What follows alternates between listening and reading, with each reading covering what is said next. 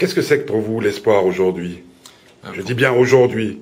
pour moi, aujourd'hui, l'espoir, c'est que la jeune génération que je côtoie tous les jours dans mes amphis, eh bien, au fond, quand on lui dit simplement que si on se débrouille à peu près correctement, on va remettre les choses à plat, eh bien, en fait, quand on lui dit ça, tout d'un coup, on sent qu'elle est prête à aller de l'avant.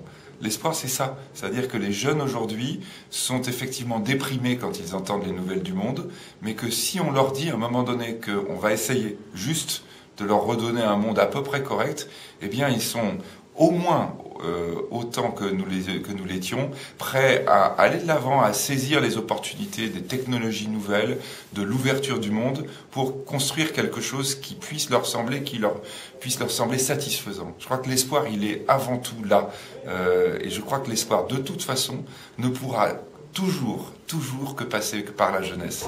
Et aujourd'hui, la jeunesse me semble être une jeunesse au moins aussi mûre, au moins aussi éduquée, au moins aussi sensibilisée à un certain nombre de problèmes que ses devancières. Et donc, à mon avis, l'espoir fondamental, il est là. Est-ce que vous croyez qu'on peut vivre une histoire d'amour de A à Z sans dire le moindre mensonge? Je ne sais pas. Je ne sais pas. Je pense que parfois le premier mensonge que l'on doit faire, c'est sur soi-même et sur ses propres faiblesses. Alors je ne sais pas, la question du mensonge, la question de la vérité, c'est toujours quelque chose de compliqué.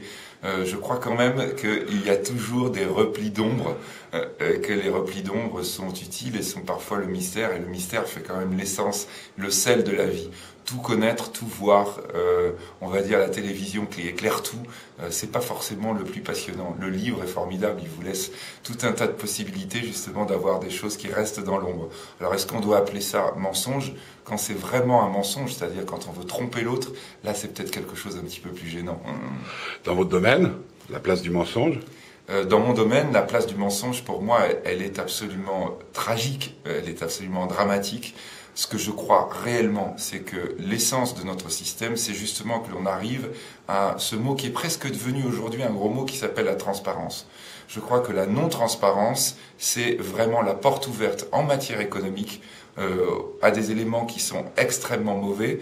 Je dirais même, on peut aller, c'est la porte ouverte au totalitarisme. C'est-à-dire celui qui cache en matière économique, c'est celui effectivement qui va essayer de garder à son profit un certain nombre d'éléments et donc qui va, on va dire, aller à l'encontre du bien public. Autant la transparence en tant qu'individu, elle n'est pas forcément essentielle, autant en matière économique, la non-transparence, elle peut être réellement tragique.